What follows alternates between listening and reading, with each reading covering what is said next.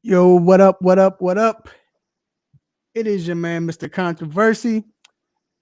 Did you miss me? We are back on or inside the 3 Point Conversion Sports Lounge. Yes, we are out of the studios once again this week, but we will be back on next week. And first of all, I hope everybody is safe, sound, doing well, great, healthy. And of course, I'm not doing this by myself. I got my guy right here. Y'all see him on the right of me, the intellectual. What up, bruh? What up? What up? How you feeling, man? Feeling good. Can't complain. How about yourself, brother? I'm good, man. I'm good, man. Football is heating up. You know, a lot to talk about. NBA look like it's about to Mm-hmm. happen. Mm-hmm. And then, of course, I got to bring in another person right now who's trying to get herself together. But the guy that usually handled the stuff behind the scenes, but is now doing my part. My guy G. What up, G? Yo, what's up? See, he even sound different. He didn't say yo. He just said yo, what's up? You Still know, say, so still that's counting. dope. But hey fellas, man, it's it's been a quiet week, but it got very interesting this week, man, with a lot of interesting topics. And of course, we're gonna get into those. Starting off with we'll start off with college football. Not necessarily we're gonna start off with this topic, but just tell you college football, it's more than a half a dozen games that are being canceled because of the COVID. Like, wow, you know, that's crazy. But we're gonna talk about that. We're gonna get into what should they do? What should college football committee do, especially about the playoffs and everything. Also, we're gonna talk about the NBA, man. It's a lot of rumors going on, y'all. Rumors are heating up. Soon as they said free agency was about to start next week, It seemed like it lit a rumors just match. It yeah, it's just like went they up. talked to some old lady in the church or something. Right. Mm-hmm. So so we're going to talk about that. Then we have a special guest in Mr. Deshaun Tate from Tate's Take Hoops.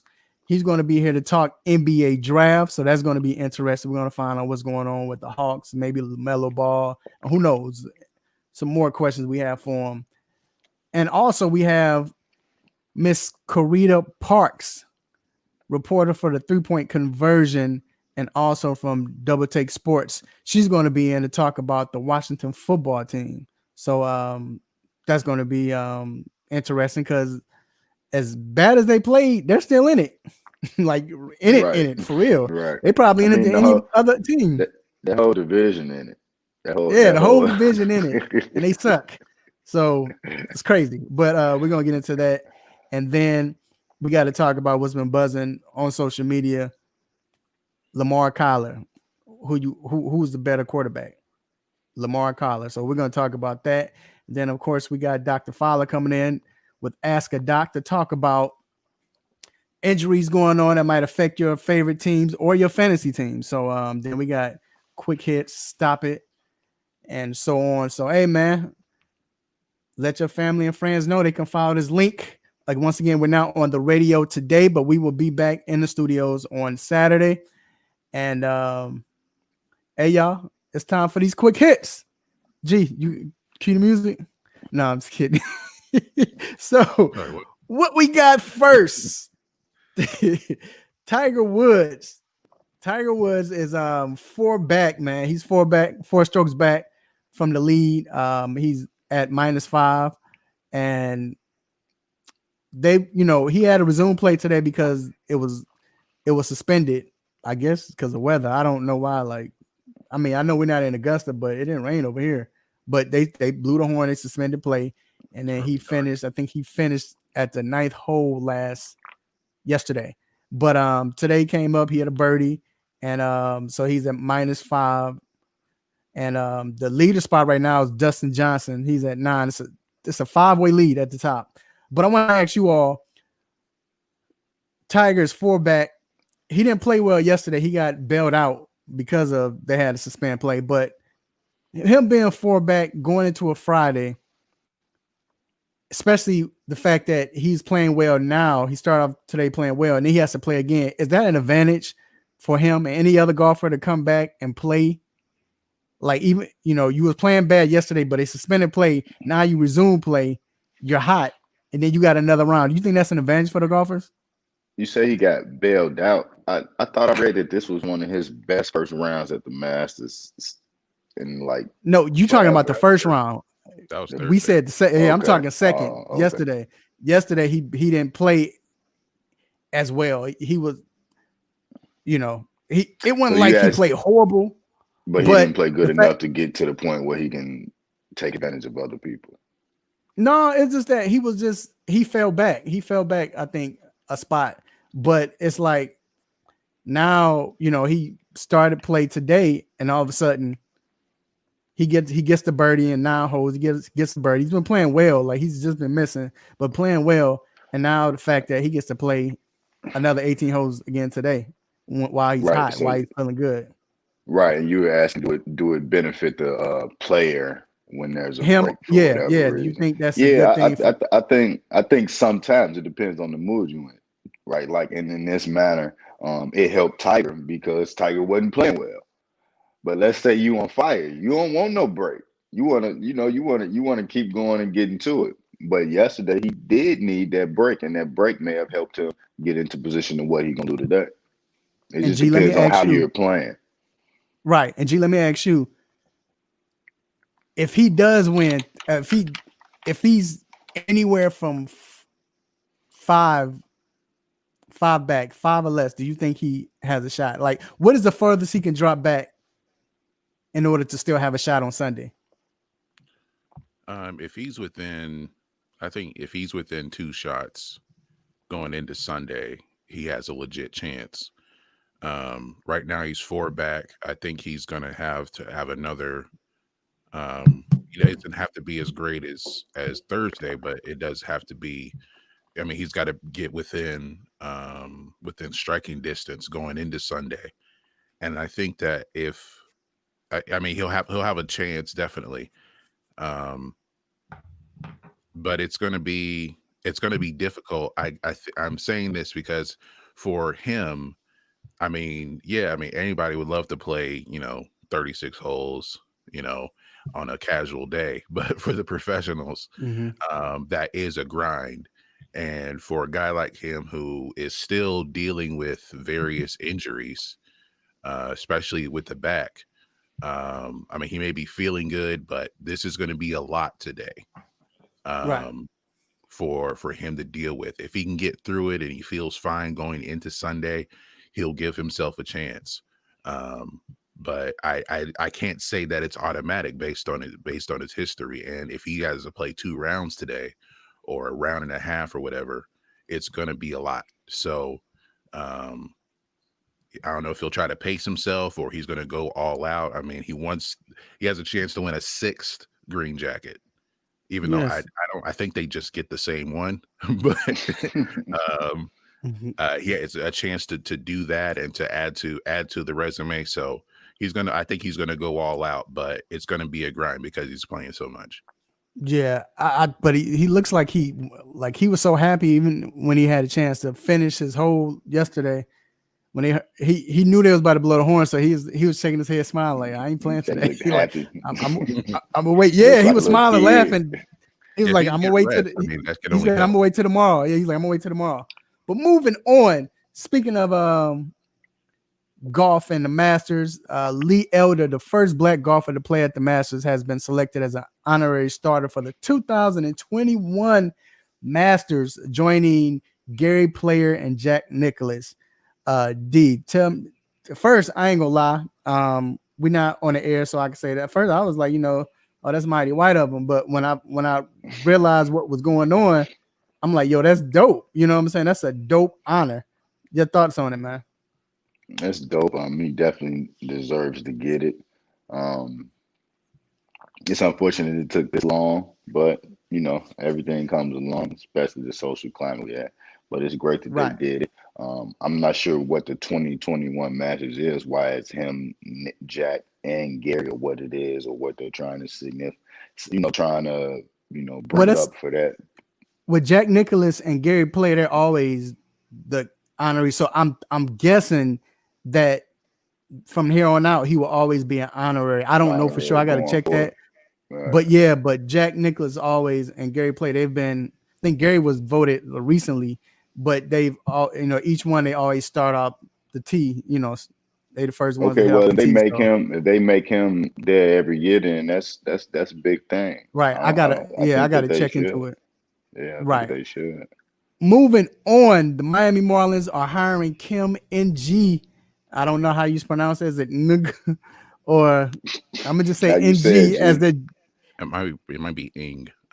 Ing, okay, Kim Ing. I don't know if it was Ng or NG, but Kim Ing as a general manager. We're gonna call it NG for now. Just Kim. Yeah, Kim will become the female general manager, the first female general manager, and the first Asian American general manager in baseball. G, quickly, what when you hear that, man? Yeah, I'm gonna go political. Do you think? We saw what happened to the vice president and Kamala. She's vice president now. Do you think, even though Kim I hear was close to getting this, do you think that has something to do with it now? Like, I don't think the vice president elect being a woman is related. Actually, I saw on Instagram this morning that Kim was listed as one of the 100 most influential minorities in sports, and that was from 2003. And they said in her section that she's going to be the first female general manager in baseball. So that was back in 2003. So I mean, maybe it shouldn't have taken this long for her to get there, but everyone, it seemed like, could see it, that she had the talent and the ability, and that it's only going to be a matter of time. It's basically have to wait for teams to come around to if a woman can do the job. right. But it seems like something that's been in the making for a long time, and now that moment's finally here. Yeah, so that's good. So happy for her. Moving on, the Chicago Bears head coach Matt Nagy will hand over the offensive plays calling to offensive coordinator Bill Lazor.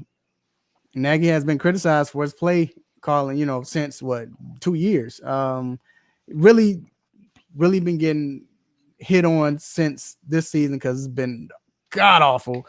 But D, hit you quickly. When you see that, first of all, he came out and said it, so I guess we believe it. But what are your thoughts first off when you hear that? I mean, it's twofold, right? First off, is he gonna not call Matt Nagy plays? Like, let's make sure that that's not gonna happen, right? But then it's just something else that I thought about is Matt Nagy didn't really get him for his play calling. He really got him to be a face so that he can call the plays. Can he call plays? You know what I mean? Like, he's in a situation where he actually is a good play caller. You know what I mean? I guess we're gonna find out come Monday. Right. So yeah, and it's funny how it affected. We talked about off air. It I feel sorry it because could have it possibly affected. cost Mr. Trubisky his career. Yeah, it maybe cost his career, and then you bring in Nick Foles, it looked bad also with him. So I don't know, man. Hopefully, like you This said, is bro, a desperation we move. good. It's Yeah, a I mean, but desperation move for any coach who either takes over the play calling or gives Or up the gives play it away. calling. It's It's desperate. desperation. It's yeah. Like yeah, he knows it his job's was. on the line. It Yeah. was, and that's. I mean, everybody was calling for his head. Everybody. So I mean, I ain't gonna And to lie. give the play calling up when you're supposed to be an offensive coach. Like, dude, you're Yeah, gonna lose your that's because what we that's what you brought were you here here. for. Like, we Every brought time. you here for This this. is what it is. That's how it is It's every it's, time. it's like Lovey giving up, calling defense. He had a defensive coordinator, but he was really calling the plays. You know what I'm saying? Right. And I ain't gonna say who, but I hit one of the players up that was like, "Yo, dude, need to sit down or something."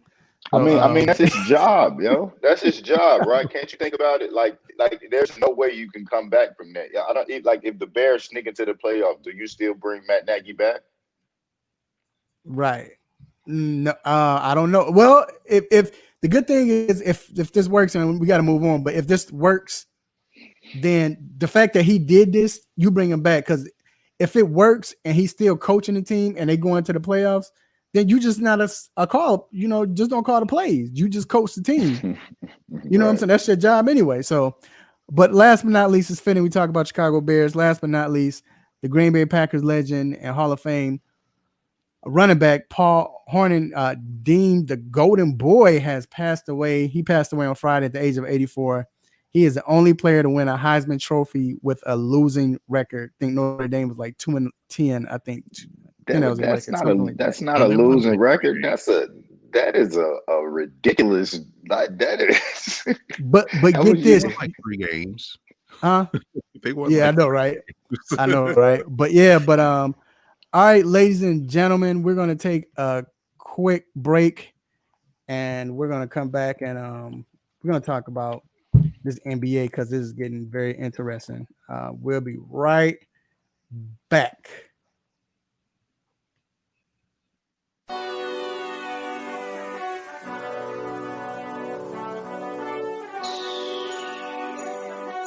Let me break down to y'all what's so dope about the three-point conversion. First of all, everybody is a fan of the game first. Second of all, everybody is a student of the game second. And third of all, we're the average sports fan just like everybody else. We're not coming in here walking with our nose tipped high, acting snooty, acting brand new. This is a grassroots organization. Bar none. The three-point conversion, where fans' opinions matter. Be sure to visit the website www.the3pointconversion.com. Get your fix, get your articles, multimedia, and everything else that you as a sports fan need. So again, the3pointconversion.com. It's where it's at, man, where fans' opinions matter.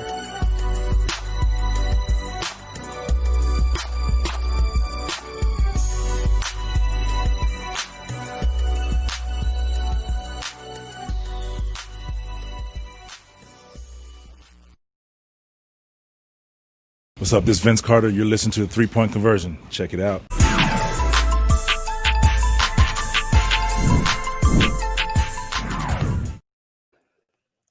All right, we are back, and like I said earlier, it's been a lot of crazy rumors ever since the NBA has said it was going to start on December. So, now that meant that NBA free agency starts next Friday. Real quick, do you all think it's going to start on the 22nd? Mm-hmm. Well, the players have agreed to it, right? Not a play. Well, I read a report, not just because of that. I'm talking about because of the pandemic.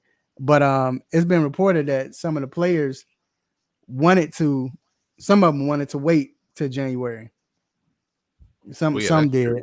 Make sense. But I'm thinking more of because of the pandemic, because now they starting to shut cities down. And, so I'm just wondering if it's going to start. They said the league is fearing that it might not be able to just because of the pandemic. But of course, we'll see. But just wanted to know. It's But about $1 billion difference, so they're gonna try It's to play. gonna start. they're gonna try. They gonna play. It's Um, about that money, man. They gonna lose money both ways. It's not just the owners losing. The well, players losing a lot of we money. say that, but we saw what happened at the beginning of last year, at the end of last year when they stopped it because of which NBA is smart, and I think it saved them more money. So that's why I say if it's, I think they're gonna start, the but if players they took can't, a big cut too. They took like what, Yeah. a 33% cut.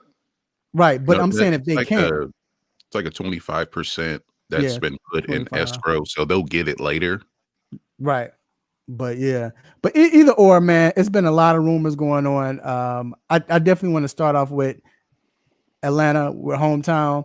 So the Hawks, they're talking. It's been a rumor that them and the Pelicans have been rumored to be in talks with Drew Holiday, but for the number 6 pick. But some more rumors came out that the surface that the Pelicans said they want the Hawks to send 2 of their young players as well.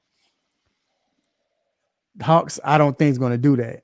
But I'll ask you all. I'll start with you, D. Do you think that's worth it to send 2 young players?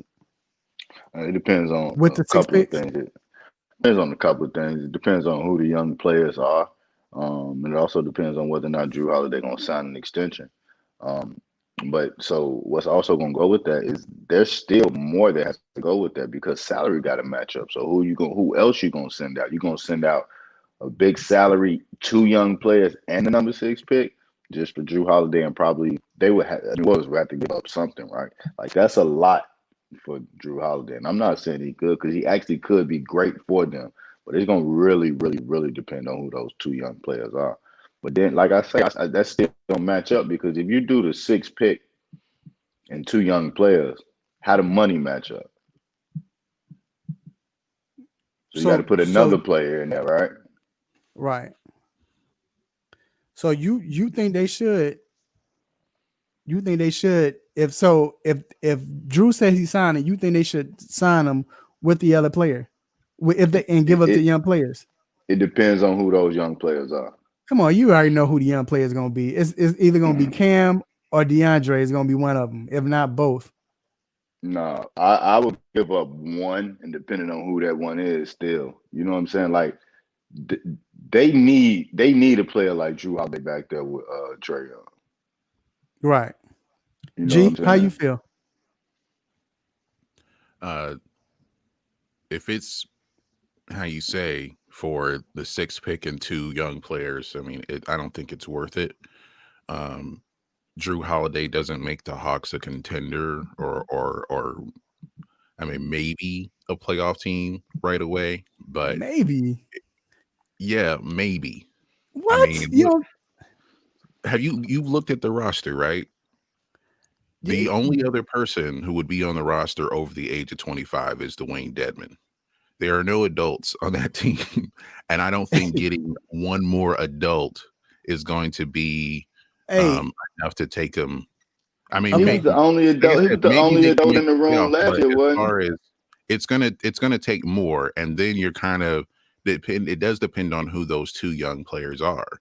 I mean, does New Orleans want Reddish and Hunter? It doesn't make sense based on the Pelicans roster, or do they want? I don't know. Do they want John Collins and?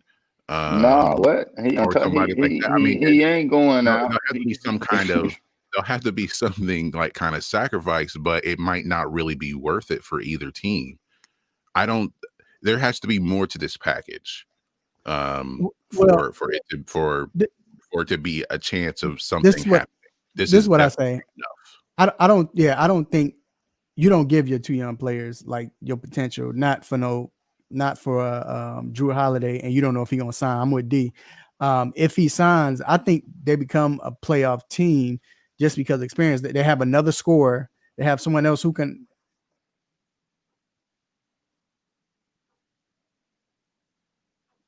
So I believe that that's what you need and that's what you want, for that. But I don't think that's I agree. I don't think you sign him because of, you take him in. You don't know if he's going to sign. You give 2 young players, nah.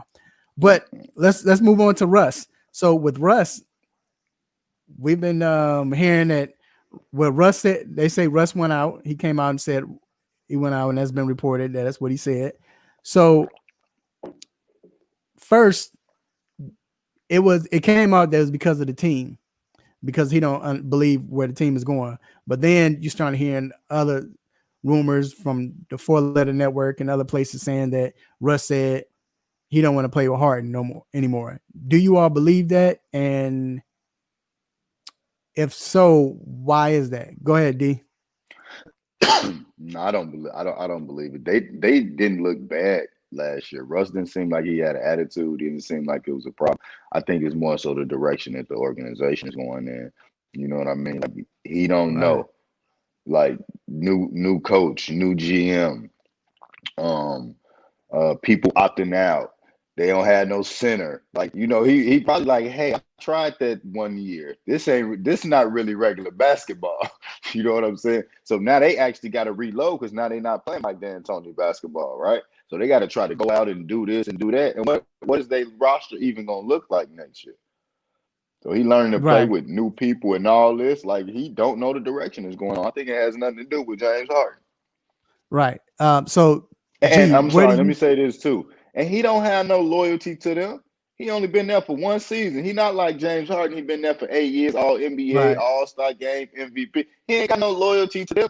As of right now, Russell Westbrook loyalty gone. He left it with OKC. Ain't no more loyalty. It's about, you know, trying to win and the betterment of myself and where my family want to be. All right, G. So where do you think he ends up? There's a lot of rumors that's been saying that he's that Knicks are interested. The Knicks, Clippers. Trying to think the other two teams. There was some other 2 more teams that he was interested. That they were saying they were interested in him. But where do you see him going, or a good fit? If I were rooting for comedy, I would want to see him go to the Knicks. Because I just think that would be such a Knicks move. I don't think it'd be comedy. I think it actually would be perfect. Why do you think it would be comedy? Hilarious. Why? Because of how the way that team is constructed and all of the different they just have just players. They just have a list of players. There's no real team construction as far as who they're trying to build around. They just have some dudes. Yeah, they just have some guys, and then you add in Russell Westbrook, and we see his personality on the court, and we see his style of play. How is that going to mesh with those other guys? I just think it would be a disaster if he went to the Knicks. I think it would be great, man. Actually, that's where I want him to go. Could you tell us how? Because I don't see it at all. I do not see it. But let me take this. Go ahead. Let me take this. The reason why I think it can work, I'm not saying I don't think D is saying this, that there'll be a championship team. First of all, you look at the coach. That's not what I mean either. But right, I don't think D means that. Right, I don't think D means that. Right, but I'm saying first, you look at the coach. You look at Westbrook. You got a coach that's going to play his player to the ground and loves hard-nosed competitors. Westbrook will play to the ground and is a hard-nosed competitor. So that matches up perfectly already. But then you do have a veteran with these young players that all they need is a point guard that can get him the ball. I mean, we tend to forget and act like Russ is not a good point guard. Russ can't give him the ball. Remember, he took this team. He took an OKC team that wasn't supposed to be good. That didn't have any players, injuries, and all. They went to the playoffs, and they weren't even an 8 seed. They were like 6th. So I think it would be good for that franchise now, just because they need to win. Not necessarily saying they're going to be a contender them jokers need to win. I think that they instantly a playoff team, which isn't Yeah. 8th, 7th, 8th seed in the West. I mean in the East, In the and East then too? I think they fifth. and his personality for New York, right? Like it's Right. perfect. You know what I mean? Like Right, he will right. flourish. He will be the man again. Not to say that that's what he's doing it for, right? Like that's not why he's doing it. But he would be the man again. His personality, his fashion sense, he would flourish in New York. Right. So quickly, rumors about Chris Paul. They saying Chris Paul might it's a trade. They're trade possibility that Phoenix trades for Chris Paul. But then you hear about Kawhi saying that he wants CP3 also. If this trade goes to Phoenix, I'm gonna ask G this? What do you think the Suns need to give up in order for this to work and for OKC to say, all right, we'll take him? Well, from what I've read, the Phoenix really doesn't have anything that OKC wants. They don't want Rubio. They don't want Kelly Oubre. I mean, in Phoenix, they're not going to trade Ayton. Of course, they're not going to trade Booker. Right. They probably don't even want to include Aaron Baines in any trade packages. So I don't know if that's going to happen in Phoenix, like I said, because they don't have anything OKC wants. Right. And when you mentioned the Clippers, they would be nice for CP3 to go back to the Clippers, but do the Clippers have anything to trade? They traded 5 first-round picks and 3 players to get Paul George. So, I mean, well, you got players like they have anything to trade to get a Chris. You got Paul. players like Shamit, however you pronounce his name. Landry you got Shamet. Players like him. Yeah, you got players like him. Is that somebody that he wants? Huh? Is that somebody? Maybe. I mean, he's a young. But see, in this situation, right? You got to make the money work and match up and all that stuff. In this situation, right? You got to keep in mind it's not necessarily OKC. They don't want to necessarily get a haul back, right? Because they know that CP3 want to leave. They're trying to appease him. They also gonna rebuild. So they're not saying they need 7 first-round picks in this, but it has to be something of course, the salaries got to match, and we got to get something back. So what it'll be their next 2 first-rounders and Shamit and the Clippers don't have that. Yeah, they don't have any first round. They don't have any first rounders. They don't have any first round picks for the next 7 years. So all right, so D, so I asked D this. So D, if that's the case, Kawhi, he can't go there. By what y'all saying, he can't go to Phoenix because they don't have anybody. So would you trade? Well, they wouldn't trade Paul George because that can't work because he was already there. So where else would you see CP3 going? Is there any other spot?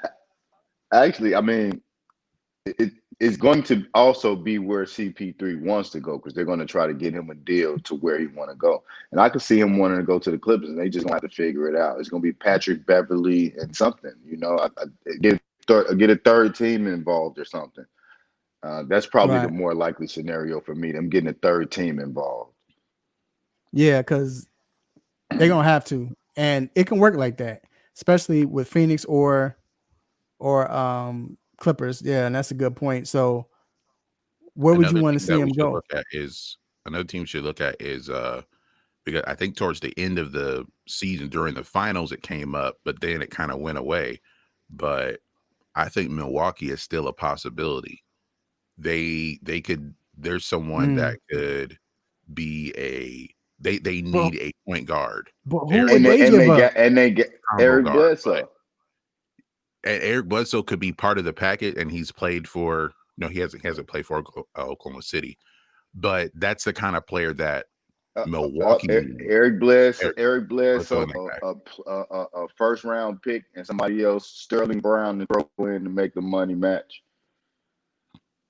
That's something that there is a package that Milwaukee can put together. So let me ask you this: than people realize. But not nothing to take away from CP3 or nothing like that. But does he put them over over the hump because when he get to the playoffs, we would He's a guy want to that think can that tell people where to go.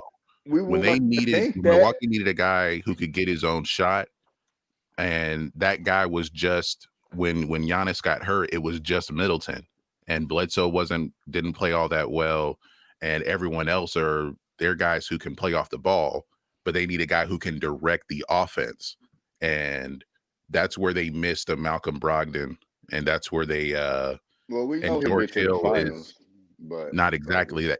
George Hill is a backup point guard, and Bledsoe is not a point guard. and Right. he's like All right. 102. So we gotta go. We're gonna take a quick break. I just want to see. It's gonna be interesting. Can't wait till next weekend because, like I said, it's gonna be very interesting to see what happens. But yeah, Expect people to sign quick too. I don't think it's gonna be a lot of back and forth. It's gonna be like, yeah, that's the deal I wanted. Let's go ahead and get to it because deals Right. gonna be funny It this should be year. starting December 1st. So all it right. should be So we're gonna take a quick break, and we're gonna be back with Mr. Deshaun Tate. Keep it locked. It's DeAndre Hunter at Atlanta Hawks. You listen to the 3-point conversion.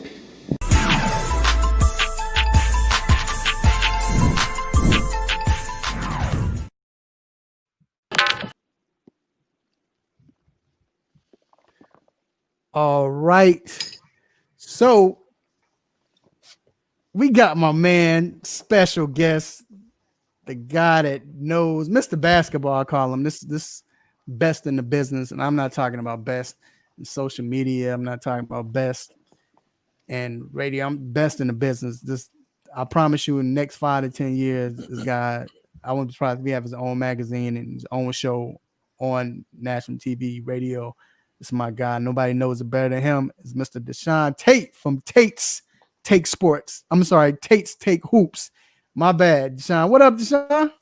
Man, what's popping with the homies, man? D, Raphael, G Money, what's popping, man? I appreciate the kind gesture, the compliments, and the flowers, man, in advance. You said in the next 5 to 10 years, bro. That's too long, bro. Like, I gotta get this thing down. Like, we gotta open this thing like a can of pig feet, bro. I've been sitting here quarantining and going through all this stuff, bro. Like, we all have. Like, it's time to get it. It won't be 5 to 10 years for me, nor for you guys. And I really appreciate you guys for having me on your great platform. all right. 5 to 10 minutes. So look, Right. we're gonna yeah, that's what I meant, 5 to 10 minutes. But no, man, we got the NBA draft coming up, and we're of course finally. For real, I didn't even know that. I didn't even know that. I forgot. I ain't gonna lie, I forgot the draft. I thought we ain't having a June. Oh yeah, that's right. So of course we gotta start with the home team once again. It's been a lot of rumors with the Hawks number 6 pick overall. We just spoke about as far as they're saying that it was a possibility they could trade it away for Drew Holiday or for anyone. It's been a lot of rumors about that, but yet still, I'm asking you: is there a guy in the draft that the Hawks say, "All right, we keep him," and could immediately make an impact for this team? You must ain't been paying very close attention to this draft this upcoming year. Like, I don't really like. I don't love anybody. Like a lot, yeah. There's a few players. Love, I'm not sure I'm willing to go that far. First of all, if I'm the Hawks, it's just very simple. Okay, you're starting like 5 players with the exception of Capella. You know what I mean? Just talking about players that we've seen so far. You're starting 5 players that are all age 25 and under. Okay, the problem is they don't have enough adults on this team. I don't want to get younger if I'm this team. Okay, but what I'm doing is I'm waiting up until the draft as close as I can till we get to that point. And I'm waiting until that there's a team who's far back in the draft that sees somebody that they just have to have. And I'm dangling that little carrot of a draft pick over their head, telling them, come get this dude. But I need pieces to go with that. Now, if we're not talking about that and we're talking about actually picking a player, all right, cool. Let's go with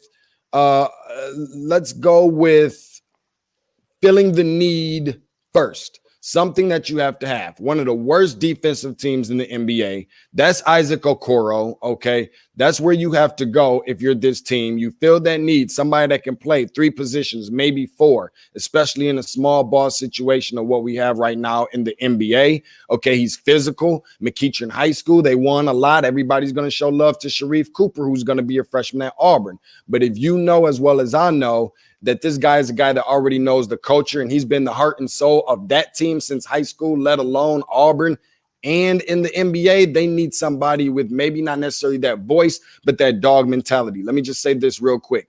They brought in Travis Schlenk to try to put together a Golden State Warriors type of situation. They brought in Omari Spellman where everybody thought he was that. Okay, he's not that. They were both chubby. That's about it that they had in common.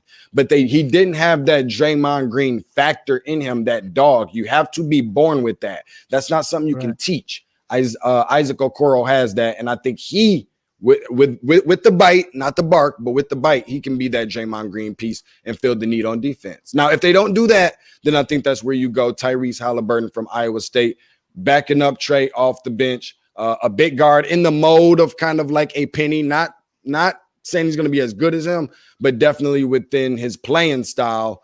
He kind of reminds me of Penny with his size and his measurements. Or, you put Trey and send Trey off the ball a little bit on possessions and put the ball in Tyrese Halliburton's hands so that Trey doesn't have nearly as many responsibilities. Yeah, I'm with you though. Overall, I think I traded that pick because you don't want to get younger. Like the team is so young, getting that veteran is important. Now with so many so-called experts saying there's not a clear number one, who you think Minnesota should get with the number 1 pick? You trade that too, if you can. Like, let me tell you something. There's a lot of, and let me tell you something. In this particular draft, what you have in that top 3, top 5 teams that are picking, with these players that are projected to go so high, you have a lot of high risk bust potential type of players that may not end up panning out for you. Some of the other guys that are not nearly as much of that is when you start with Okoro and Halliburton and some of those guys going down the list. So for me, what I believe is going to happen is different than what I would do if I was Minnesota. If I was Minnesota, I think it really only fits the best that it can going to get James Wiseman, putting him up there with Karl Anthony Towns, having somebody to rebound when Towns does decide to shoot the ball from the outside because they don't have a lot of that. And I don't think just any guard being Edwards or Ball can really be put in a situation with a guy like D'Angelo Russell. So that's what I would do. I just think that they're going to go with Ball, and I'm just not a Ball guy. And in fact, before I take LaMelo Ball, I really like RJ Hampton personally a little bit more. It's almost one of them drafts where it's better to have like pick 5 through 8, right? Like you don't have to worry about getting one of those top 3 players. Like, hey, I'm in 5 through 8. Whatever happens, right? Maybe the smartest guy in the room right there. I mean, dude, let me tell you, the crazy part about it is when the lottery came out, and I talked to a lot of Hawks fans, and everybody was pissed that they didn't get number 1. First of all, let me tell you something. If you get number 1, more than likely you're the worst team in the NBA. Theoretically, that's the way that we all kind of see it, even though it's not always the case. But that's not something to really be proud of. And this isn't the draft that you want to be number 1 anyway. Like, you getting a spot at 6, be happy, be thankful, be grateful that you're not in that position, and you forcing other teams and organizations or other franchises to be forced to make those kinds of decisions, hoping that the guy you really want and need will be there. And more than likely, between those 2 that I named previously, they're still going to be on that board. All right, so I guess I'll ask the next question. There have been a lot of talks about LaMelo Ball stock dropping. I mean, you mentioned him just a few seconds ago after his interviews and everything, but where do you see him falling to? For me, I think the best way I can put it in terms of fit, I think that he's a top 10 pick. For me, I think you start with him right around 7. When you start talking about Detroit's that needs a little bit of everything, we can start with Jesus on that. You start talking about, the Washington Wizards, who we don't really know and understand or nearly overstand exactly what the future looks like with John Wall and so forth. That's where I think that you kind of have to start looking at some of those options if you're him. But I don't think he's a guy that could just go anywhere and play anywhere. And in the event that, Golden State may want to take a shot at him, because he does remind me a lot of a guy who, replacing a Sean Livingston, and you might look at it like it's two different players in games. Well, right now, absolutely. But if you remember Sean Livingston when he was first you're from Illinois, you remember when Sean Livingston was first coming into the league, like he was that LaMelo Ball type of point guard. He had the length. They both light skinned. That's cool nowadays. Like everything just lined up perfectly. I'm light skinned, so I can say that. But everything just kind of lined up perfectly like that.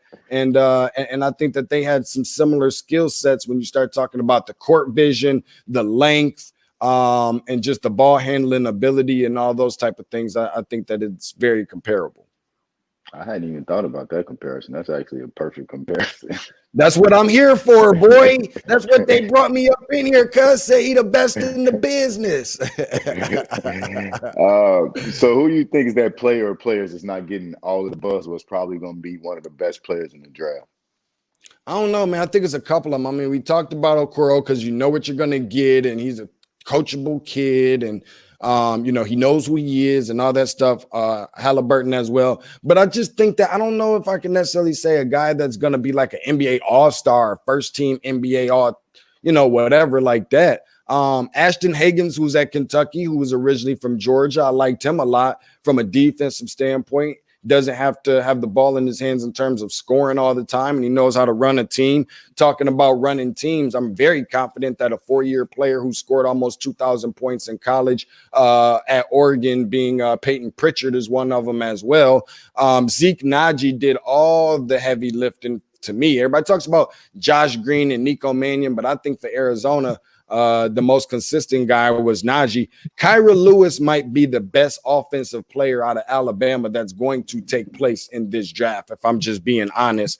Jamias Ramsey has a very good balance of defense and offense coming over from Texas Tech. He's underrated to me. Vernon Carey Jr. is just a load up front. He reminds me of Jahlil Okafor, and that might not really be that suitable for this NBA, maybe 10, 15, 20 years ago, but he shed some weight and he was a monster all throughout college. Cole Anthony has probably been the most disrespected player that was coming into, college. Seems like he's been completely forgotten about. He got the athleticism. He's a New York point guard. He's a straight dog, and I still love him. Some people even got him on the, going towards in the 20s of the lottery, which is absurd to me for a guy who I thought could have been top 5 maybe at one point. And I think that's just about all that I got. I just gave you about 10 good players. So consider that a free space on what we call the Tate's Take bingo card. But there you have it, my man, Deshaun Tate.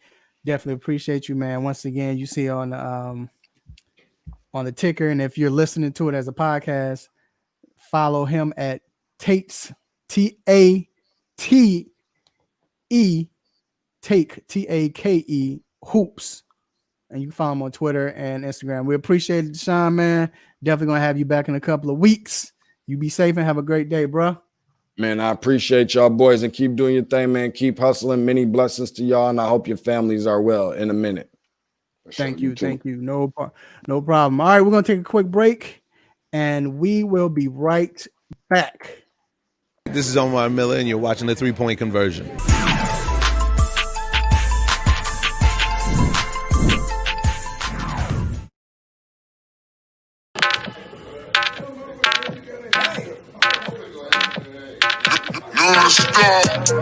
Came through drippin', came through drippin', came through drippin', diamonds on my wrist, they drippin', ice, came through. All right, we are back inside a 3-Point Conversion Sports Lounge. We got to talk about this epidemic. I know we're saying pandemic, but I call it epidemic that's going on in college football right now. This is crazy, man. It's like 7 to 8 games that are not playing. Matter of fact, I can run through most of them. You have the Alabama, LSU, that's postponed. Texas A&M and Tennessee, Georgia and Missouri, Auburn, Mississippi State. You might as well say the whole SEC almost. Ohio State and Maryland, and Coastal Carolina and Troy, then Georgia Tech and Pitt. The funny thing is Ohio State got lucky. And I mean, I hate to say that, you know, first of all, I hope everybody that's in Maryland, they're like good and they get better, but I don't think Ohio State wanted to play Maryland. That team right there with Tua and the way they playing right now, that was a scary team for on their butt. Yeah, a scary team for Ohio State. Remember they almost beat, or did Maryland beat Ohio State with when they had Haskins? I feel like I know it was like a really like tough Close game. Yeah. And they were in College Park. So right.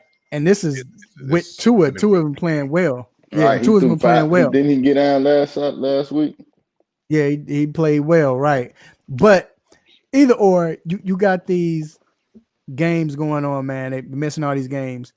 So my question is, because you got two of the top 3 teams being affected by this, right? And it's not on them. But you got Alabama, who is ranked number 1, and then you got Ohio State is ranked number 3. They're being affected. And then you got Georgia, who's ranked number 12, and Coastal Carolina, who's number 15. All of these teams are being affected. Is this the last straw? Is this the last straw? Like, do you think this? I don't think it's the last straw. I think that they definitely need to be, but they actually are discussing. I think it was Thursday that they were like kind of talking about it. Like, is it going to get to that point? I think it's almost at that point. I don't think it's going to be the last straw though, because they want to make sure that it's going to happen. But it's getting to the point where, hey, maybe there is no playoffs. Like, hey, and if it's not going to be no playoffs, there will be a playoff. Somebody's going to play in those playoffs. Like just like we talked about with the NBA and how we talked about with baseball. Like baseball was getting those 60 games in. College football will get these games in somehow. I mean, I know the Big Ten can't reschedule, but the SEC gave themselves a lot of leeway to the Alabama LSU. That's going to be played. That's going to be rescheduled. Any cancellations with Georgia, that's going to be rescheduled. And the college football playoff may push the championship game back just to give, like, hey, if you need an extra week to get a game in, that's going to happen. They're going to make this happen. And all these bowl games, there are like 100 bowls, and like 5 of them aren't playing, but just 5. I don't see anybody else that's not going to be playing. So they're going to get these games in. And oh no, it's about the money. The way numbers still rising, I don't know. Numbers still rising, and these are kids. Like with the Big Ten, they gave themselves no room. If they have to postpone, it's actually canceled. They can't make it up. The SEC gave themselves that room to reschedule. The Pac-12 can't do it. Let me say this. Be able to do it because I think they have less teams, but let me say this, G. Not everyone can do it. Besides, so you speak of the Pac-12. So today, another few games, California, they were supposed to play Arizona State, and that's been canceled. And UCLA, I forgot who they were supposed to play, but that game's been canceled. So they were like, well, shoot, if we're in the same conference, let's just play each other. So now they're going to play each other on Sunday, which I think is dope. So because of this, and I know they say they want to keep it interconference, but do you think this is a way they can play? They can do this now since, all right, well, hey, your team is not playing because of cancel. We can't play because of our opponent. You can't play because of your opponent. Why don't we play together? Can they mix conferences? Do you think that will work? Well, they're in the same conference, and they were going to play each other anyway. Right, so, but I'm saying, but do you think that can work though? Well, when it's within the conference, it can work, especially if you're already on the schedule. The conference schedules can be fluid, and that doesn't work. It doesn't happen with a whole lot of other teams because they've planned these games, 15 years in advance.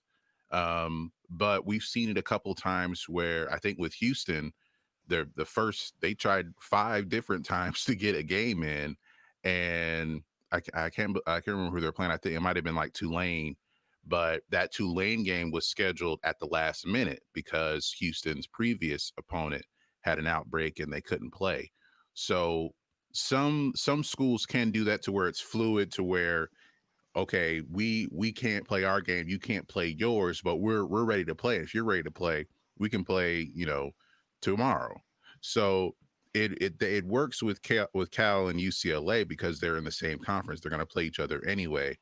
But teams have to be flexible and have their schedules be fluid if they're going to change opponents at the last second. We don't see that in college football, but in this, if you're flexible, it can work, but it's just going to be, it will be difficult only because, teams aren't able to game plan the way that they want to. All right, so let me ask D this, and we'll wrap it up. So this has affected the Heisman Trophy like tremendously, because now you think about it. Trevor Lawrence missed 2 games because he tested positive for COVID. Now Mac Jones is not going to play.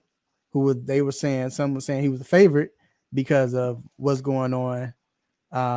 He can't play because this team opponent LSU, they had to cancel the game or postpone it.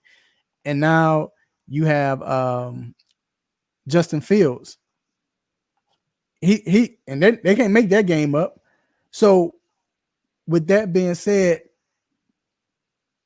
what happens to do you just all right, chalk it up like, well, because it's the COVID, we're not going to count these games, or it's not going to count against them? How do you do that? Because like I said, Trevor missed 2 games, and now you got Mac Jones and Justin Fields missing a game. What if somebody else all of a sudden just ball out today for 603 yards and 8 touchdowns? Well, another Heisman hopeful, Kyle Pitts, said that he's not going to play probably today and next week for a concussion. Now, with that being said, it's not COVID, but do you hold that against him? Because if everybody missed 2 games or a game or so and he still put up numbers, do you hold it against him when the other 3 players didn't? Yeah, because he's hurt. Yeah, because he's hurt. But I'm saying, like, with Trevor, it's different. That was he got his unfortunate COVID.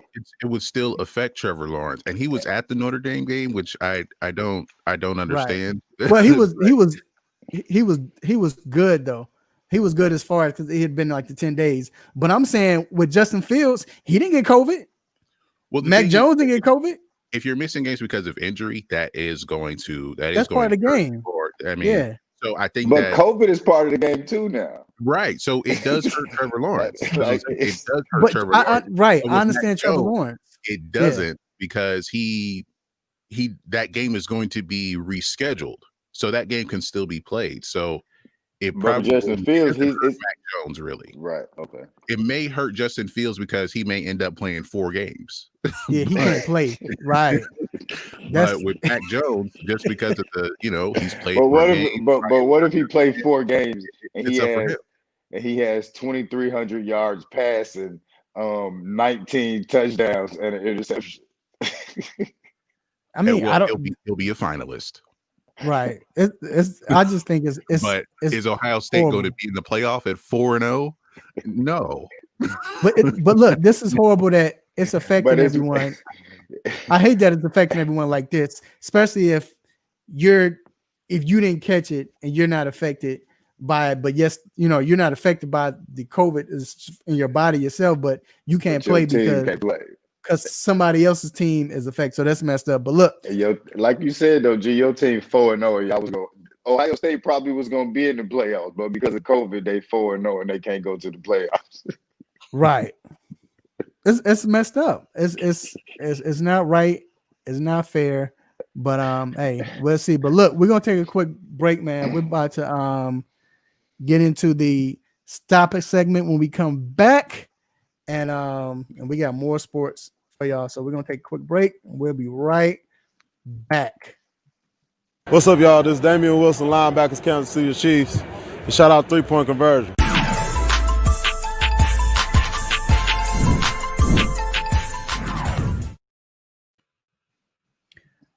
All right, so what we're going to do is we're going to quickly go over our stoppage. We're not going to waste any time. D, quickly, what is your stoppage you have? It's gonna go to Isaiah Thomas. First for letting Michael Jordan live in his head like that rent free. He just living up there with nothing to do. He just sitting up in his head. But more than anything, for saying that he dominated Michael Jordan, that Mike was chasing him and all this, that, and the third. It really wasn't like that. You got to stop it because your team beat Michael Jordan Bulls, and you were not dominant over him. He wasn't chasing you. You both were chasing Magic Johnson, in my opinion. Magic Johnson and Larry Bird. You eventually got there, but after Michael Jordan started eating, you couldn't get it. You just got to stop it for whatever reason you hate Mike, even though when you was an analyst at ABC, you said he was the greatest of all time and the best player you ever seen. Stop it. I'm sorry, I had to say that. We don't have a whatchamacallit. So I'm gonna give mine to Isaiah also. So I give mine to Isaiah because for you to say that you didn't know that Michael Jordan felt like this, bro, where you been? You weren't voted on the Dream Team. He said in 91 he was glad to get you all off the game because he was tired of that type of basketball. Everybody else been saying it. Like, where have you been? Stop lying, bro. So you get to stop it. And then what's your stop it? Mine, I know we talked briefly about it at the beginning with the Masters, but Bryson DeChambeau, if that's how it's pronounced, he is. I don't know what. Look, golf is a physical game, but you don't have to like bulk up to hit a golf ball. So he put on like all this weight. He's one of those guys who be in those long drive competitions.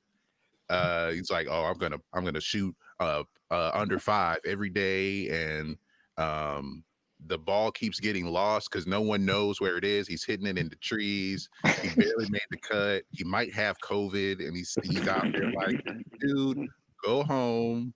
I have some chicken noodle soup or whatever, and PGA, y'all need to drug test him. I don't know if there's ever been a drug test scandal in golf, and that doesn't make any sense. But he is doing way too much out there, poking up, and no one can find the ball. So he out there like David Boston. He's getting there. He's getting there. All right, he gets a stop it. All right, so we're gonna take a quick break, and we will be back with Miss Corita Parks. All right, we'll be right back. Yo, this your boy Matthew Judon with the Baltimore Ravens, man.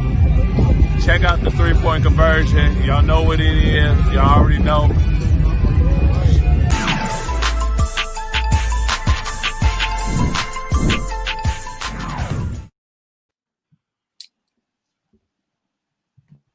The Hawks start off slow in the game and battled their way back up, but yet still they. This is Corita Parks with the 3-point conversion, bringing you special coverage from TIAA. This is Raphael Haynes from the 3-point conversion here in Atlanta, Georgia, where we are at the Colin Kaepernick NFL workout. He's right. This is Dennis Pendleton with the 3-point conversion, and we're here at Super Bowl 53. Haynes from the 3-point conversion here.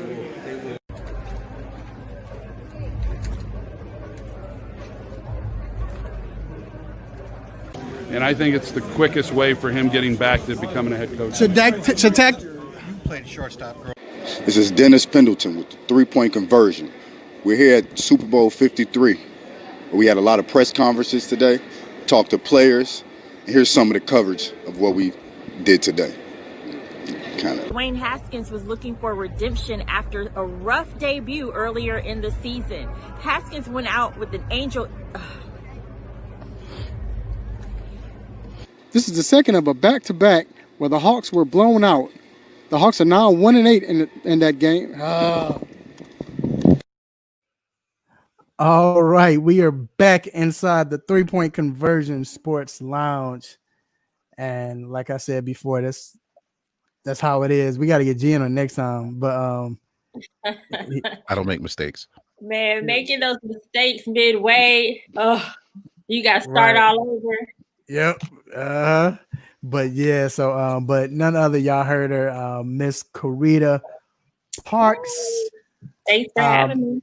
No problem. She's the correspondent reporter for the 3-point conversion, also founder of Double Take Sports. So how you doing? First of all, you doing all right? I'm doing good. You know, dragged me up out of bed again on a Saturday, but it's all good.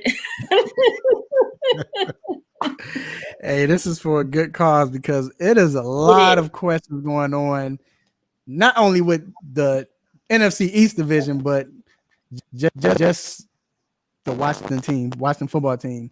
And I want to start off first. We got to talk about the quarterback situation. Last week, Kyle Allen went down with a dislocated ankle. Sucked, of course, because he was playing well, but now enters the great story, the comeback player of the year if he don't play another down, and Alex Smith. Exactly. How have you assessed his performance this year so far? Even though it's been where, you know, he didn't know he was going to come in. He had to come in and do mop-up duty. But how do you assess his performance? I mean, for someone who broke their leg and had 17 surgeries, I consider him doing pretty well. And, you know, in addition to that, when you see him play, what surprised me the most is he's very even keeled. Like, he doesn't look shook or scared, you know, because I would be concerned that he would be thinking back to that injury. He's not scared to get hit. He will stay up in the pocket. So far, besides the fact that last week he threw 5 interceptions. Well, actually, he threw 3, but the Washington football team had 5 interceptions overall. But he threw 3. I have to see how he does this week as far as those turnovers are concerned. But I think some of that had to do with the fact that he hasn't played consistently since 2017. But considering where he is right now, I think he's doing pretty good.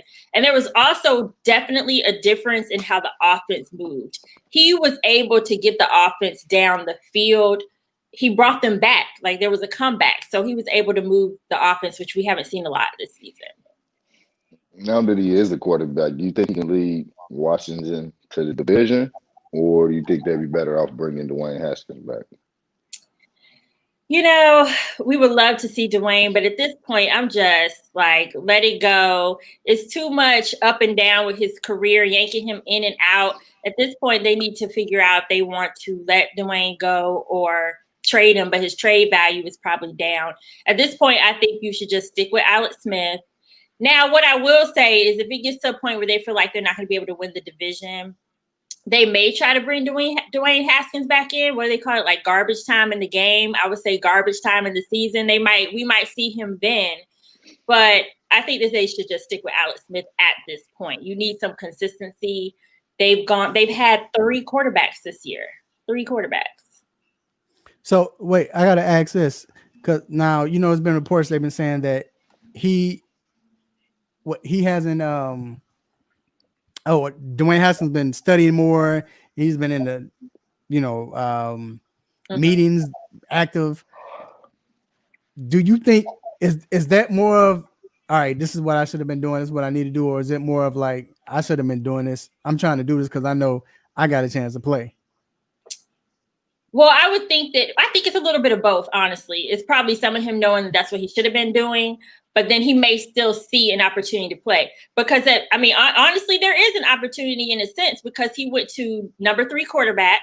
Kyle Allen's down. He's out for the rest of the season. So now he's back in a backup role. So if something were to happen to Alex Smith, he will go in and play. They don't have their 3rd quarterback now is Steve Montez, and I doubt they're going to move him ahead of Dwayne Haskins. So I think it's a little bit of both as far as that's concerned.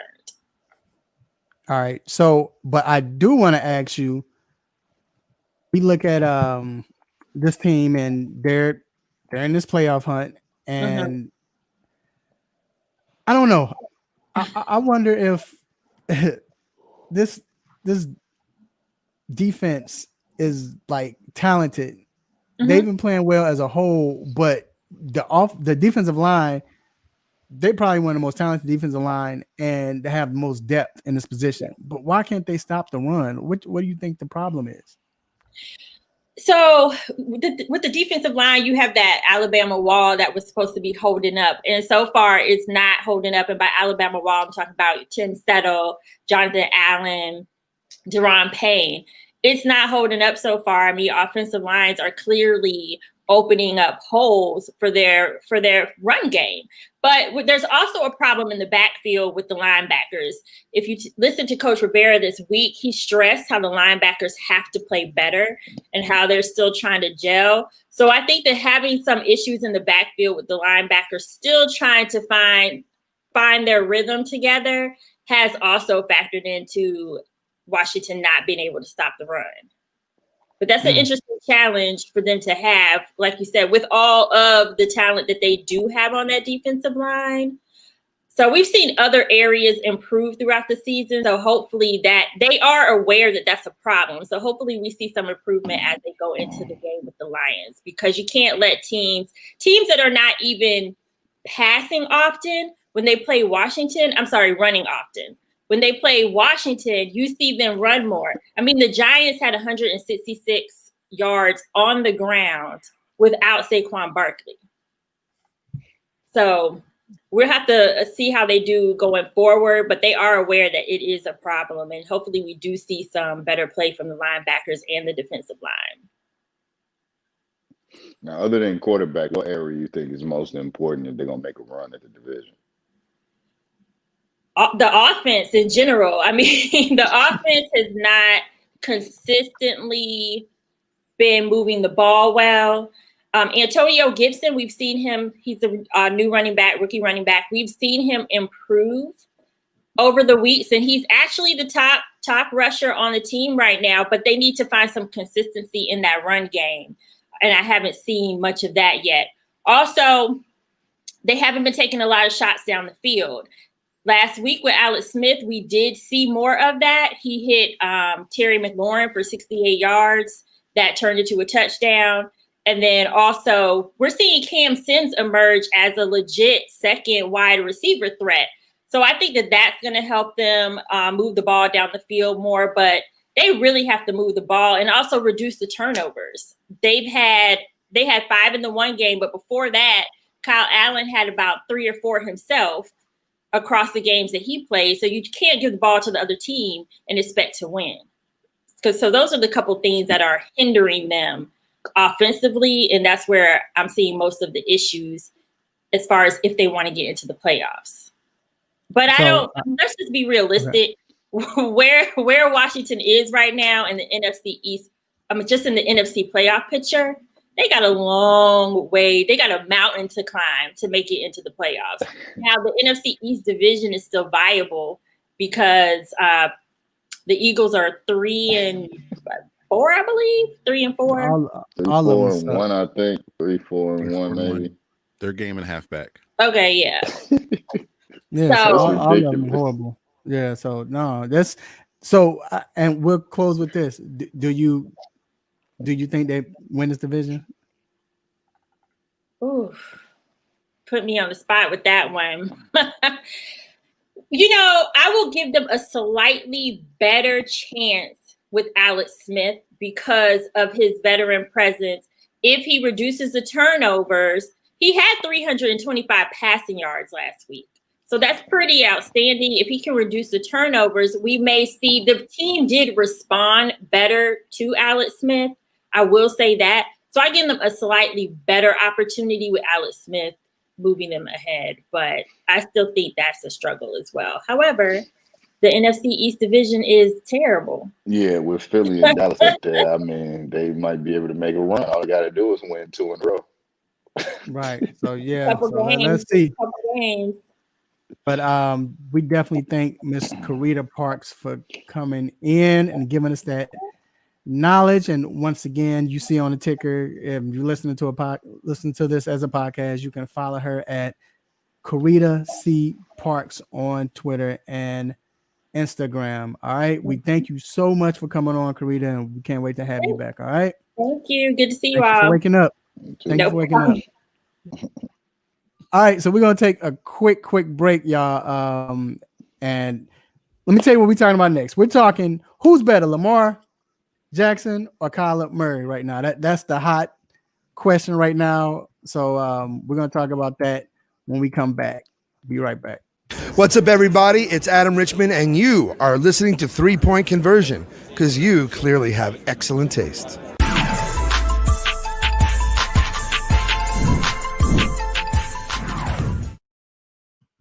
Was it a focal point this year that you be more aggressive going to the hole? It wasn't as far as me. My mindset, I just wanted to come out here and get back to my ways, get back to the ways that got me here. And I think it's helping so far. See you swagged out today with the Braves, man. I give whoever did your hair a shout out. Just let me know when I'm not swagged out. All right, we are back inside the 3 Point Conversion Sports Lounge here with my guy D Intellectual and my man G. So, what up? Bro, it's been a lot of talk about Lamar Jackson or Kyler Murray. Who's the better quarterback? Who? And they're only a year apart as far as playing time. This is Lamar's 3rd year and this is Kyler's 2nd. So, D, I'll start off with you. When you hear that, who do you think is the best quarterback beside, between the two right now? For me, I'm gonna go with Lamar Jackson. He's been doing it a little bit longer. He actually took his team to the playoffs. Now, I know he hasn't really showed up in those playoffs, but he was able to get his team there. Kyler's still young, but he is must-watch TV, right? Like when he's on TV, you turn into it, you're trying to get to it. But as of right now, I'll say Lamar. But for me, I only want to put them up against each other. I want to say they're both great quarterbacks and they doing their thing. Yeah, we're not taking the easy way out on this one. Go ahead, G. We called him out. Baby. Go ahead, G. When you hear that, what do you think? As far as who's playing better right now, or no, right? Just the quarterback, who's better quarterback. We not and just who's the better quarterback right now is just who's the better quarterback. Not even not saying like as of today, like last week. I'm just saying when you look at both quarterbacks, who do you think is the better quarterback? Right.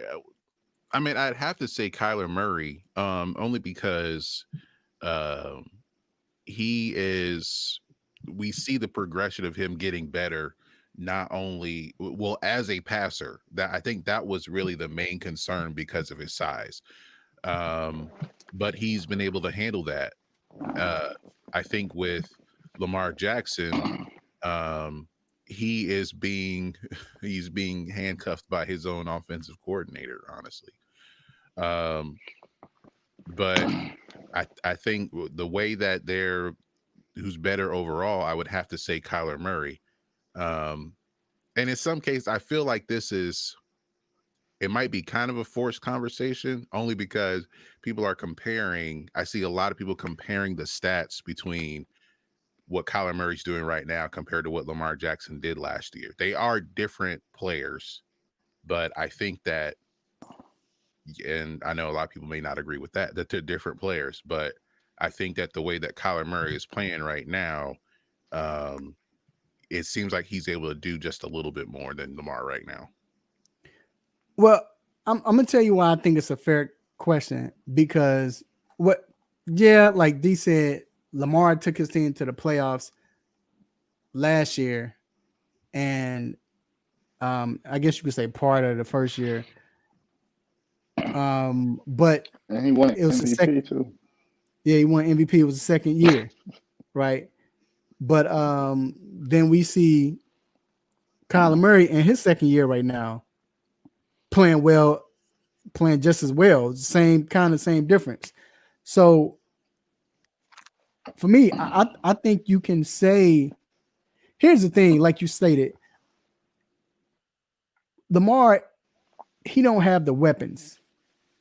And that's he doesn't have the weapons that Kyler Murray has. Like they didn't say, all right, we're gonna get you. They gave him an offensive line, but they didn't give him those receivers. You know, they gave him the running backs that work with the system, but they gave him a system that works for Lamar, or what they think works for Lamar, which is running the ball. But he doesn't have the weapons to throw, you know, to like Kyler. But at the same time, we know Kyler's more accurate.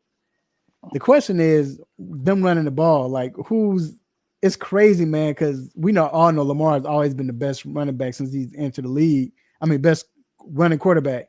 But now with Kyler Murray, I promise you, it's like you don't even see his legs. You just see something going in the circle when he runs. I don't know if he's really that fast or it's because he's that short, but this guy's affecting the game, throwing 280, 300 yards and still running for 100 yards in the game. So, I mean, but I might have to go. G said. Go ahead. Like G said what? Like G said too, though. The offensive coordinator is not helping them, right? It just came out this week that Lamar Jackson said that when he gets to the line, the defense know their plays now. You know what I mean? So if that's the case, like Lamar's offensive coordinator is not helping him at all. And we know Cliff Kingsbury, he is an offensive genius, and it's working out for him. Mm-hmm. Yeah, you got to factor that in. What I mean that by say that as far as like the Ravens offensive coordinator, Greg Roman, he's able to, when he has the right players, especially the right quarterback, what he does catches teams off guard. Like he did this with Tyrod Taylor. He did this with Kaepernick when San Francisco had made their run to the Super Bowl in 2012. Greg Roman was the offensive coordinator with the read option and the pistol formation and all of that. And then he's brought that over to the Ravens, and it can catch defenses off guard, especially if you're playing in a division where we haven't seen that before.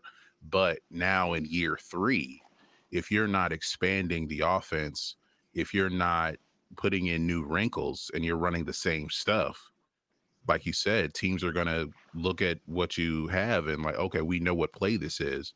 So that's what's holding Lamar Jackson back, is that there's not any new wrinkles to his game.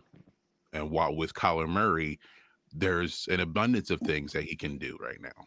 So let me ask you this though. Is it really okay? So we talk about the quarterback, and I know we're looking at stats. I'm not even trying to throw stats in. I know I said it, but I'm not trying to throw stats. I don't want to throw stats in, just what we know. Because I think Lamar Jackson can play the quarterback position. I know it's college, but I saw him in Louisville kill everybody passing the ball. He's played in a pro style offense. This is not a pro style, but I think what Baltimore is doing works. I think he needs more weapons, but it's working for them, because that's why they're 6-2. Like D said, they got to the playoffs last year. They was the top seed in the playoffs. Could be the top seed this year. You never know. They got a chance to. So they have the number 1 rushing team in the league. The right. Ravens do. But right. So I don't want to put. It's gonna be times where they got to throw the ball. Right, and I don't want to put blame on the offensive coordinator, because it's working. You know, it's just a different system than what Kyler Murray's doing. You know, now they're using it's more of a similar offense to the 2015 Panthers when Cam won MVP. It's a power running game, but with passing, the guys are supposed to be wide open. But like I said, and like D said, the defenses are catching up to the Ravens. So if they're not able to change it up as far as throwing the ball down the field, that is going to hold Lamar Jackson back from being a better quarterback. He has room to grow, and Murray does too. But with Jackson, especially with throwing the ball. And to be perfectly honest, it's not as if Baltimore lost because of play calling, right? They didn't lose in the playoffs because of play Right, calling, right, right? They right. lost Good because point. Lamar Yeah, had a they're bad instrumental. game. You know what I Now, mean? right, and then we get now. Let's see Yeah, when yeah. Kyler does get in the playoff, will he be the same? So far in big games, he had a big game. It wasn't a big game. It was a big game going against Russ, and he showed what he can do. So I agree with that. All right, so nosy neighbor watch. Who's your nosy neighbor watch? Go ahead, D. Mine is New Orleans. I'm New Orleans. I'm peeking through them windows. I'm peeking through them Why? windows. Because they had that big blowout at Tampa Bay last week, right? Now they going against San Francisco, and we're gonna see if they're gonna have a letdown just because they had that big blowout against Tampa Bay. I think that they're gonna win. However, San Francisco might come out there from the first snap and play hard and play grimy and do that. So I want to see if New Orleans gonna respond in the way that they need after that big blowout win against Tampa Bay last week. G, you have one? Yeah, I'm looking at the Dolphins. They got the Chargers coming up, and if they can really put themselves into position to make a playoff run. I mean, they're 2 games or game and a half back of the Bills in that division, but they can make a run. And I was questioning the move to go to Tua before, just because because Fitzpatrick's playing well, but it's Ryan Fitzpatrick, so it's going if they can win this, that move will make even more sense. Then going against that rookie quarterback Herbert too, so that's going to be interesting. The battle of the rookies. My nosy neighbor, and I'm not even gonna lie, I'm not even peeking. I'm doing like we do in the hood. I'm going right in the front porch, eating the hot wings with the binoculars. It's the Chicago Bears. I want to see if the team plays better with this play calling. Response. I'm trying to see how they respond and see. Desperation. Yeah, and I want to see, because if it works, like D said earlier, what does it do for Nagy? Now, if Nagy embraces it, it works. Then he looks like a genius, because okay, I sucked, but I was able to change it. Now we're winning. Let me just coach the team. I don't know if he looked like a genius, because everybody been calling for it. He looked like he should have did. Well, he can, let me take it. Yes, he does look like a genius, even though he probably shouldn't get that kind of front. Right, he gonna front. Right, but that's still a big man move to be like, yo, I'm sucking at this. Let me go ahead and move right now. He gonna be salty still if the team start doing better. He's still gonna be salty, but he might keep his job. So any upsets? He literally could have cost Trubisky his career. That would be horrible. Yeah, for real. Any upsets? You got upset? Yeah, actually I do. I was just looking at it. Cincinnati gonna beat Pittsburgh in that undefeated streak. That's my I'm with you. That's my upset. I'm with you. I believe, like right now, Cincinnati is that team that you kind of don't want to play. You know, you don't want to play them. It reminded me of the Cincinnati in 94, 95 when they had Jeff Blake. Like every game was always close. They find a way to lose, but you didn't want to play Cincinnati because they was right there. It was like, man, I don't know. This is G. Do you have one?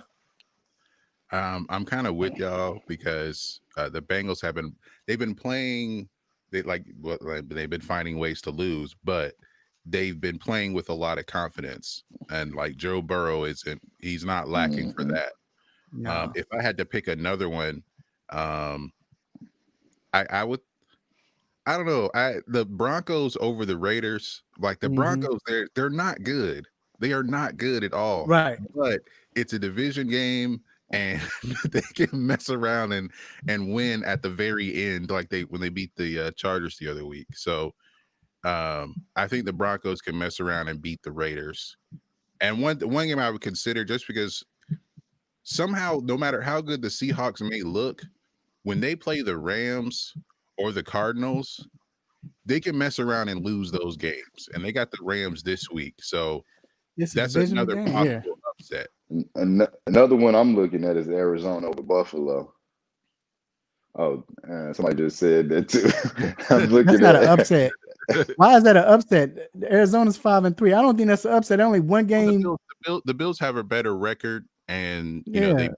they beat the and Seahawks. their last defense is supposed to be better and all of that. But I guess have it's not but a have major Buffalo upset, been but have Buffalo been has Buffalo been playing the way that playing like their record says? No, I'm shocked that they only lost 2 games because they haven't been playing well. I'm shocked they 7-2 too. Yeah, I Right. thought they were This the like way they play. 6-3. This the way they play. So that's why I say that. Yeah. All right. So let's go through these picks real quick.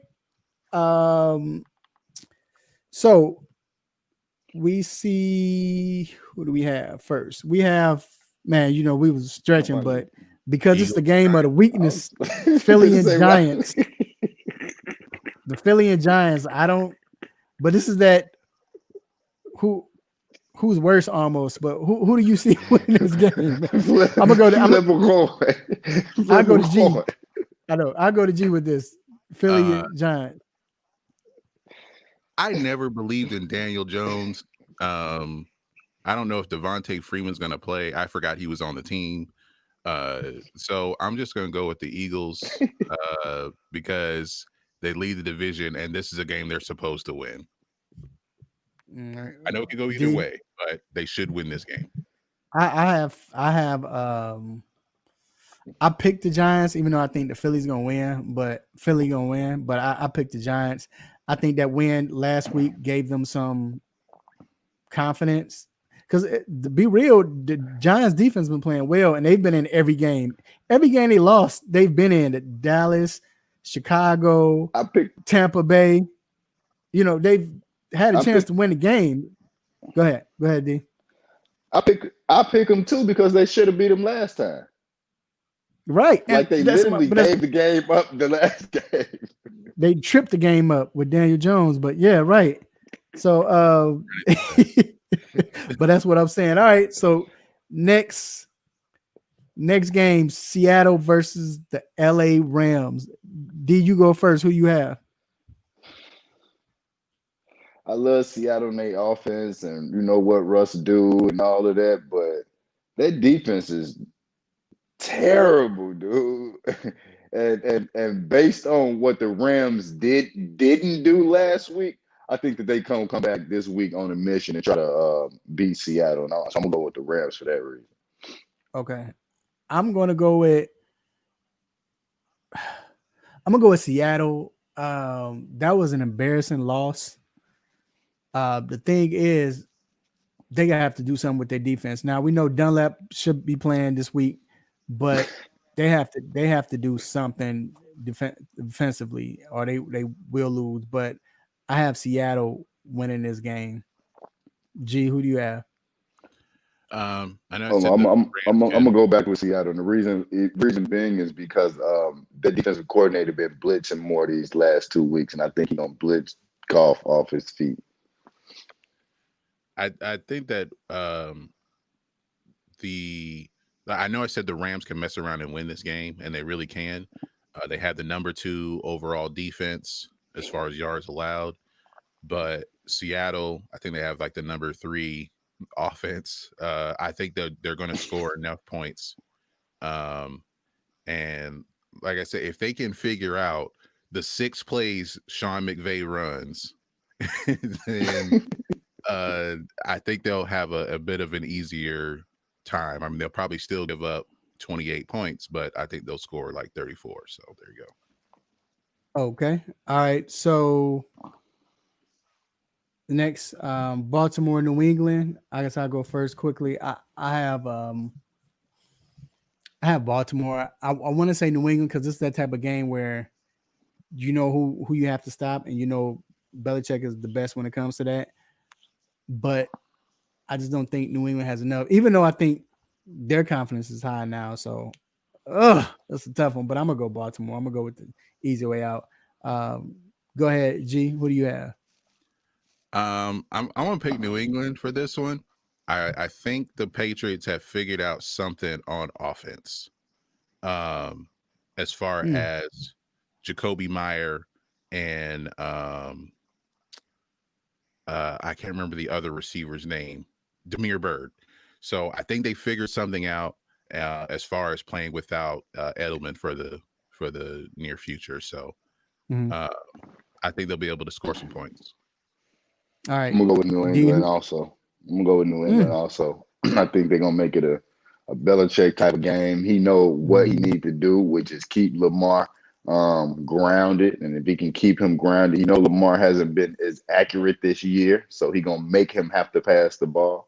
And if he can stop him from running around and doing too much, I think it's gonna be a time of possession, field possession type of game. All right. The next game we got is Minnesota versus Chicago. We're gonna see if G goes with his usual. G, who are you picking? Not pick Chicago all the time, regardless. I didn't. I did last time. Remember, I picked the Saints, and hey, we got that one right. And that's who won too. That's probably why we lost. That's probably why we lost. Because you picking the Saints. That's probably exactly why we lost by 4 points. Because you picked the Saints. Look, I picked Tennessee. I picked the Rams. I picked the Bears against Tennessee. I picked the Bears against the Rams, and we lost them. So I was just being real. But go ahead. I'll take responsibility on that one, though. My bad. Go ahead, though. I think there'll be. I think it'll work for at least one game with Nagy giving up the play calling duty. It's going to work for at least one game, so I'll give him that. All right, so I know what D's going to say. I'm with the Bears too. So we'll go with the last one, and that's the Buffalo Arizona game. Who do you have on that? D. Go ahead, D. That's on you.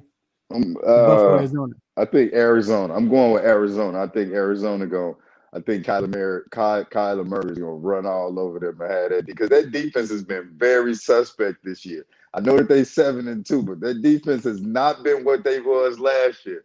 And I think they thought they bought into the hype, and people showed them y'all not as hyped as y'all thought y'all were. And I think that Kyler Murray is gonna take real offense to that, and he's gonna destroy them. Yep. G. Yeah, I'm gonna go with the Cardinals too. They have the number 1 offense in the league, and it doesn't feel like it, but when you watch them, you can see it. So I think they're going to a lot of yards. It's gonna be a lot. It's gonna be a lot of yards on the field. It does feel like it, because if Drake or I can't think of the second string back, but either or, if they maybe they're running 50 yards, they can have 50 yards. Kyler running for 130 and 2 touchdowns, and he's like he's throwing for like 500 yards a game. So it's like you don't feel it, but if you watch them, you can see it. You got to see. Right. I see what you're saying. Right. Houston needs to hire Bill O'Brien again and fire him again. They need to hire him again just so they can fire him again. But yeah, I have Arizona too, man. Just like D said, no defense. I think it's gonna be a high scoring game. You get to see 2 of the electrifying quarterbacks playing, so that's gonna be awesome. So, well, all right, man. We're gonna take a quick break, and then for all you fantasy players and or just for your favorite team, we're about to talk injuries. We're gonna take a quick break. We'll be right back.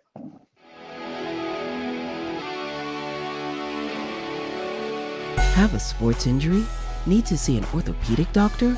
Ortho Atlanta is one of Metro Atlanta's largest orthopedic and sports medicine practices, providing orthopedic and sports medicine care for the whole family.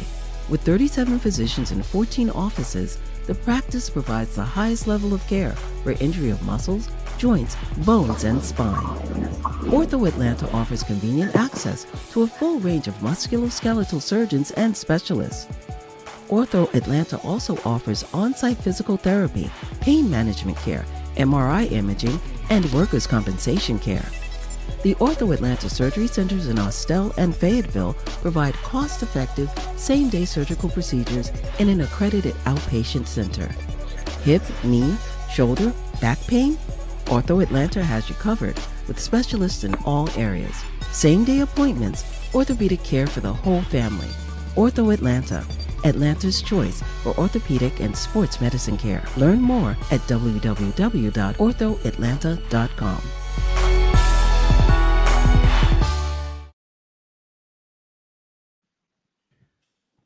All right, we are back inside the 3-point conversion sports lounge, and we have a special guest. He's not a guest. This is family. This is our cousin over here, my man, Dr. Donald Fowler III, orthopedic for Ortho Atlanta. How are you doing today, sir? Doing good, doing good. Just watching little Tiger, little Masters. So yes, no injuries to report there. I don't think. So that's good. But I do want to talk about Christian McCaffrey. He's out once again, nursing a shoulder injury. What is the extent of your injury? I mean, of his injury, and is it week to week? Is it a week to week situation? yeah, I mean, for anyone who kind of saw the play, kind of got pulled down right on the shoulder.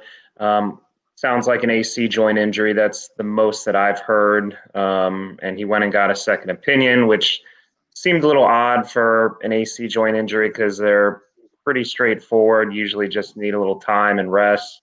But it does sound week to week. There's talk that he could be back by next week in week 11, which would be nice for those of us that have him on our team who didn't have him for about 7 weeks. So.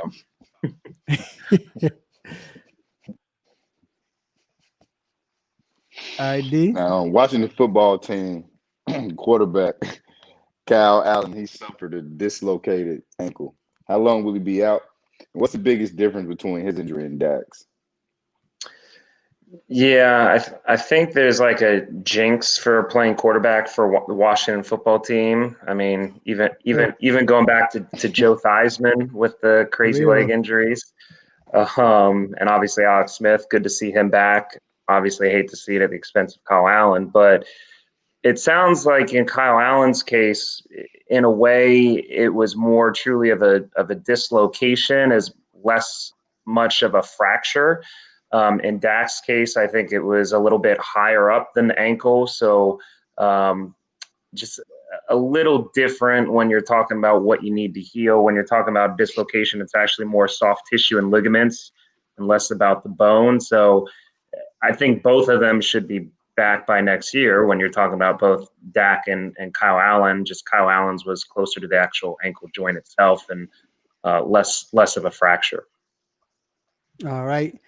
Nick Chubb is coming back from his sprained knee. He's coming off the IR. Will he be on a so-called like pitch count and does the team have to worry about any setbacks or lingering injury from him?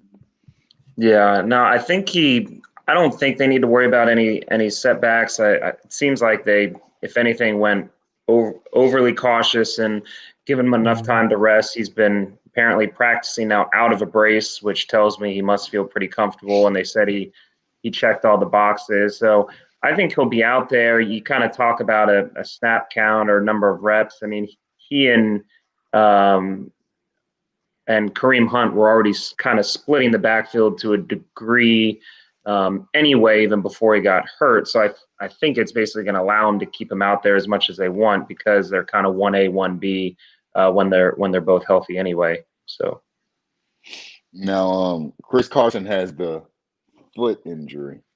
What's the extent of his injury?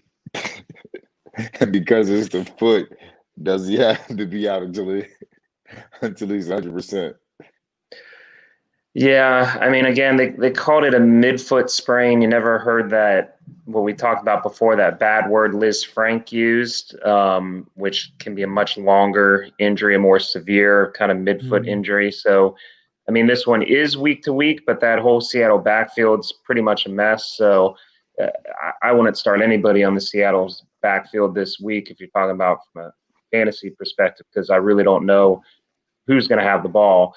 But I expect Chris Carson to not have any lingering effects, but he's kind of shown, even though he's a tough guy and a tough runner, he's had so many injuries over the last couple of years that he's kind of a guy that you got to watch out for, at least maybe not draft in your fantasy leagues quite as high going forward. But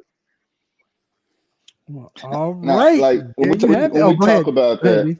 when we talk about that a little bit, he's had injuries. Can we really call a football player injury prone? Like like is that really like safe or even the Yes. right thing to do? Yes. I think there's, probably a little bit. I mean, football is a very violent sport, especially when you're a running back and getting hit multiple times. I think some of it is circumstance, which I think you're alluding to, but some guys seem to be built different though too, and manage to get out there. Dr. Fowler, you from Washington? The Jake Reed, not Jake Reed, but Jordan Reed. Jordan Reed. Jordan Reed. Jordan get hurt every year. So that's injury prone. But it's for him, it seemed like every year it was either a concussion or his neck, wasn't it? Either a concussion or his back or ankle, concussion, fingernail. So, but I understand the concussions. But so if we don't say injury prone, we can say soft. I'm not saying him, but I'm just saying with certain players, because certain players always get. Julio plays, but Julio to me is soft when it comes to that, because Julio always every play he's screw in his foot broke. Every year he limping off. But every year, every would you two call plays, AJ Green soft then? Because he always got a foot injury. Yep. Always got a foot injury. Ankle always hurt. So if it's not injury prone, it's soft. That's all I'm saying. But anyway, all right, Doc. No, this is what I'll say. This is what I'll say about injury prone. If it's the same thing, like it's always your foot or always your ankle, now that may be a little prone, right? But like if it's always something else, then I won't. Injury prone. I won't say that's bro. Yeah, it's injury prone. But all right, Doc, we gotta let you go, man. We definitely appreciate you for coming on. And hey man, stay healthy and safe. Okay. Thanks, guys. Have a good one. All right, man. Later. All right, so we're about to end this show.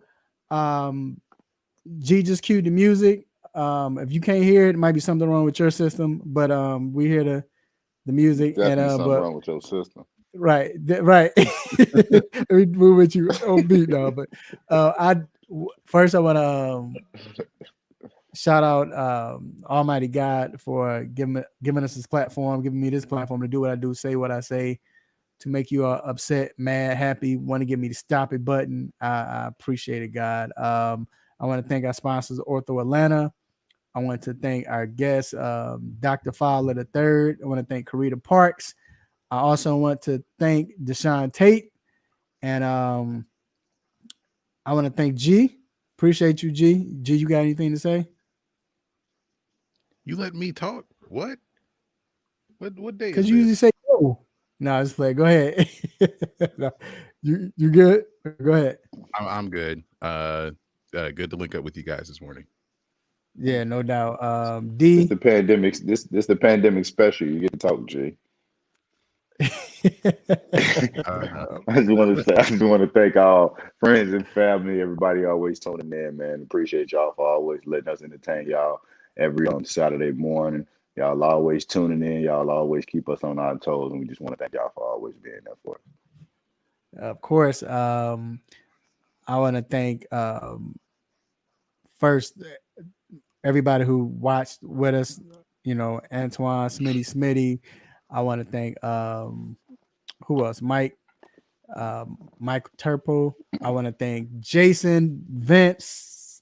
I can't get to everybody. There's a lot of you all comment, but I appreciate you all for linking in, and everybody else who watched and who was listening as a podcast.